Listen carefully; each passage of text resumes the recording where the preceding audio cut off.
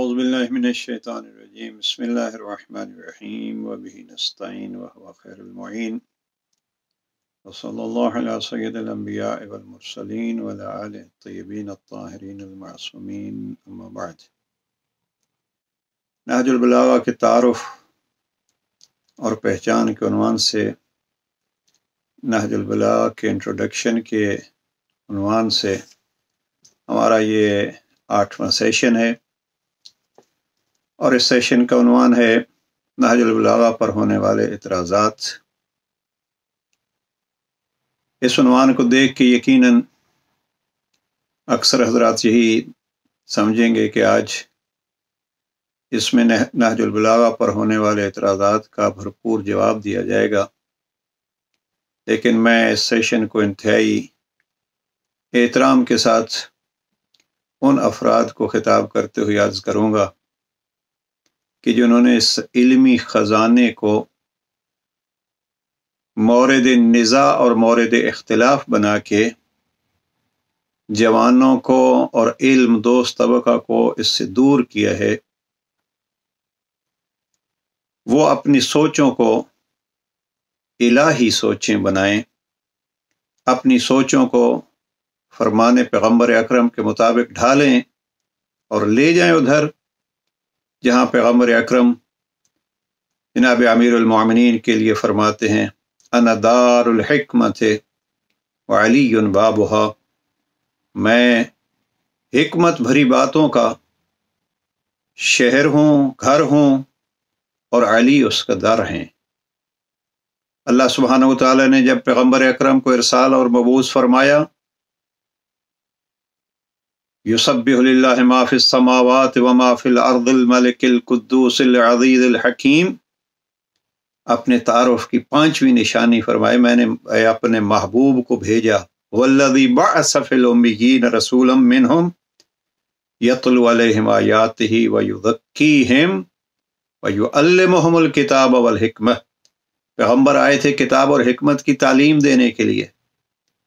اب یذرا اس مقصد بعثت پیغمبر میں ایک یہ یعلمہم الکتاب والحکمہ، اور وہی پیغمبر جس کو بھیجا گیا تھا کتاب کا علم اور حکمت کی باتیں سکھانے کے لیے، وہی پیغمبر فرماتے انا مدینۃ العلم وعلی بابها، انا دار الحکمت وعلی بابها۔ اب یہ اگر ہم کسی روپ میں بھی خواہ ممبر پہ بیٹھ کے، خواہ اپنی بحث کی اور گفتگو کی اور مباحثے کی کلاسوں میں بیٹھ کے صاحبان ذوق کو اور بالخصوص جوانوں کو اس باب سے دور کر رہے ہیں، تو ہمیں سوچنا چاہیے کہ ہم کیا کر رہے ہیں۔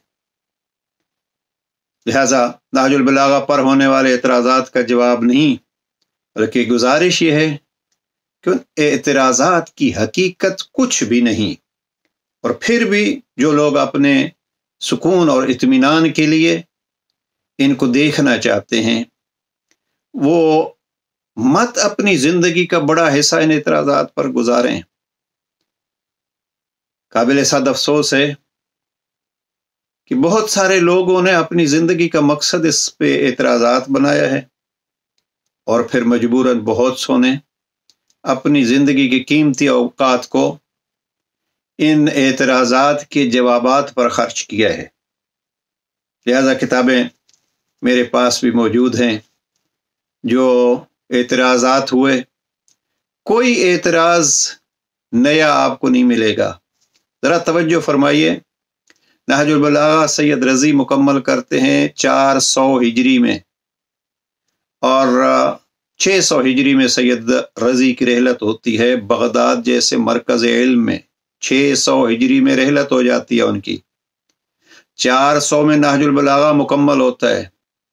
اور پہلا اعتراض جو نہج البلاغہ سے متعلق ہے وہ ابن خلقان، وہ بھی بغداد سے اس کا تعلق نہیں ہے، جس کی رحلت ہے 681 ہجری، یعنی 281 سال بعد فوت ہونے والا شخص اپنی کتاب وفیات الاعیان میں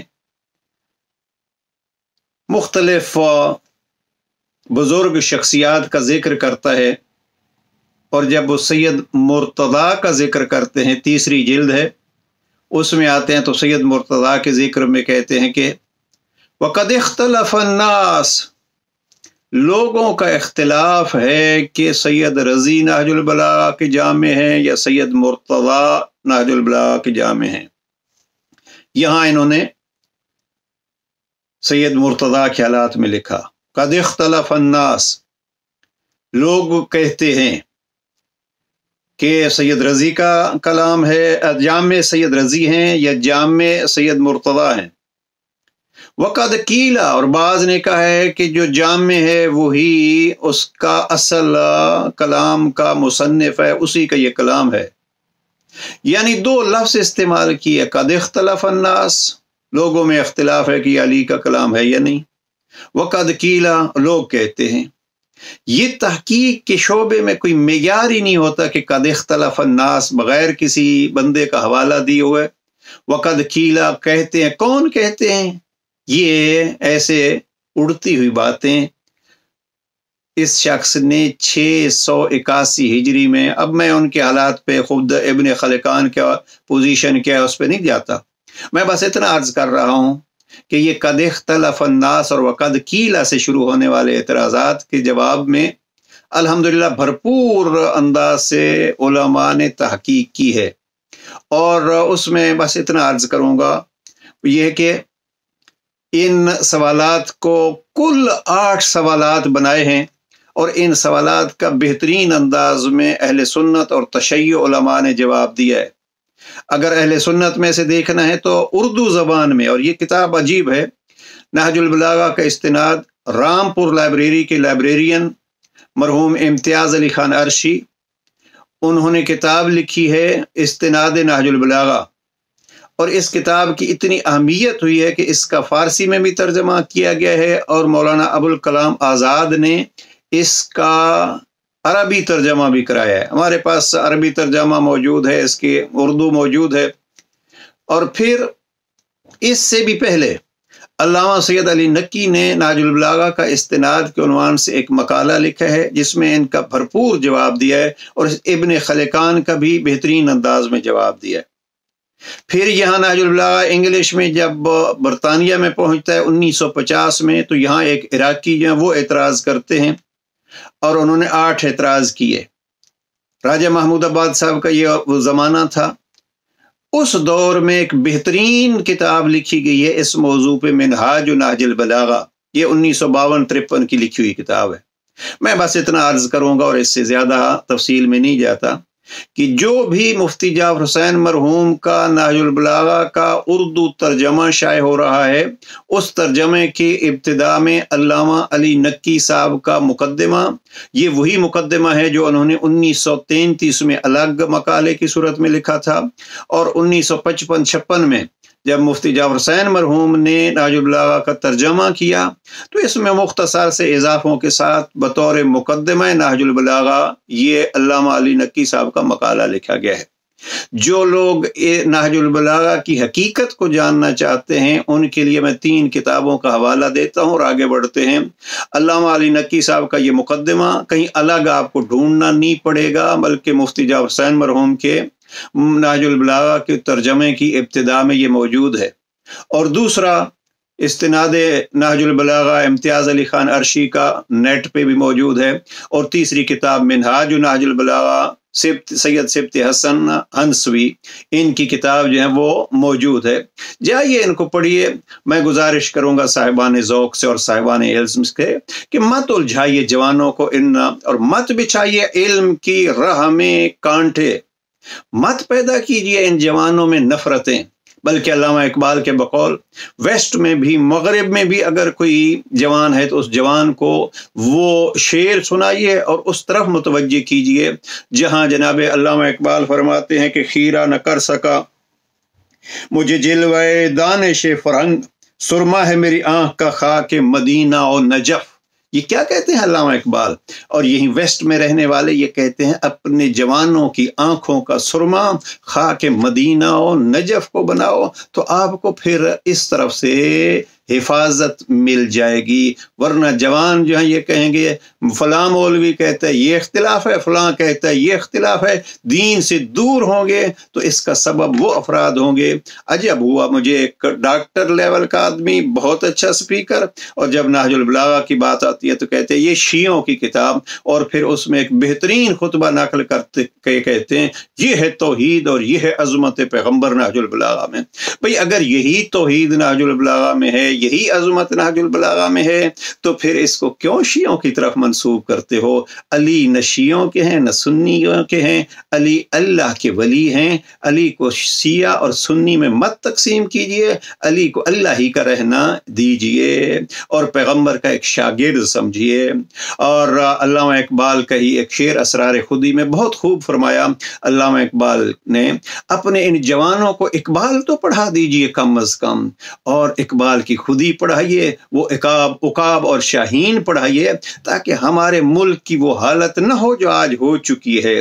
میں آج ہی کہیں دیکھ رہا تھا کسی اخبار میں، ظاہراً BBC میں، وہ کہتے ہیں کہ پاکستان کے پاسپورٹ کا جب حساب کیا گیا تو دنیا کے ممالک میں 160 نمبر پر پاسپورٹ آتا ہے۔ یعنی لوگوں کو ہمارے اوپر اتنی بے اعتمادی ہے، کیوں؟ اگر پاسپورٹ دیکھیں اور اس نے پکچر دی ہے، پاسپورٹ پہ لکھا ہوا اسلامی جمہوریہ پاکستان۔ اب اسلامی جمہوریہ پاکستان کا کس نے بتلانا ہے؟ یہ ہم نے بتلانا ہے۔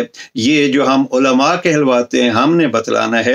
یہ جو ممبر اور محراب اور بالخصوص خطبہ جمعہ جنہوں نے سنبھالا ہوا ہے، یہ ان کا فریضہ ہے۔ جائیے جوان کو ایک جملہ ہی بتلا دیجئے نہج البلاغہ کے خطبہ نمبر 85 کا، جہاں امیر المومنین فرماتے ہیں فَأَنزِلُوهُمْ بِأَحْسَنِ مَنَازِلِ الْقُرْآنِ وَرِدُوهُمْ وُرُودَ الْإِتَّاشِ، یہ آل محمد کو وہ مقام دیجئے جو مقام قرآن کا ہے، اور ان کے سرچشمہ ہدایت پہ یوں وارد ہو جیسے پیاسا اونٹ پانی پہ وارد ہوتا ہے۔ یہ چاہتے ہیں علی، اور پھر کبھی کہتے ہیں ہا ہنا العلم جنما، سینہ علی علم کا خزینہ ہے۔ آئیے نہج البلاغہ اس کے حصول کا ایک دروازہ ہے، اس سے جوانوں کو دروازہ لینے دیجئے۔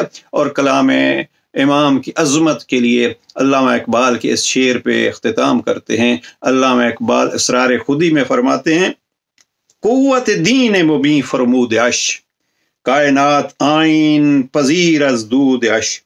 قوت دین مبین کیا ہے؟ دین مبین کی قوت علامہ اقبال کی نگاہ میں علامہ اقبال فرماتے ہیں قوت دین مبین فرمود عش، علی کا قول دین مبین کی قوت کا سبب ہے۔